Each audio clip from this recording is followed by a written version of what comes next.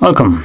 In front of me is a CUBOT R15 Pro, and today I'll show you how to wipe cache partition on this phone. And to begin this, we will need to power off the device. Let's hold power key and tap on power off,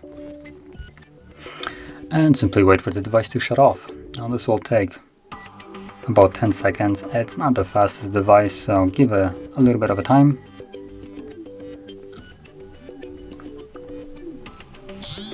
Okay, there we go. There was the vibration to signify that it turned off. So once that has happened, you want to hold power key right here and volume up, both of them at the same time. And you want to keep holding them till you see the boot mode. There we go.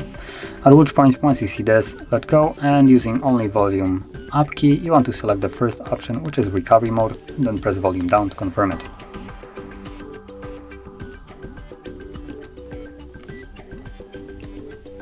And from here you should see this little Android icon and no command below that. So to get past this, simply hold power key and press volume up.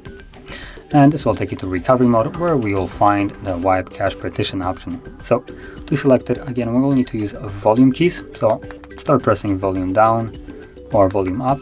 As you can see, both of them work. In order to select Wipe Cache Partition, and then confirm with power key.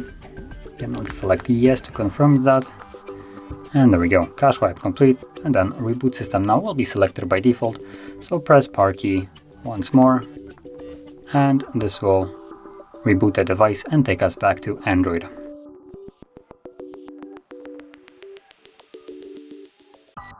And there we go, we are now back in Android. So if you found this very helpful, don't forget to hit like, subscribe, and thanks for watching.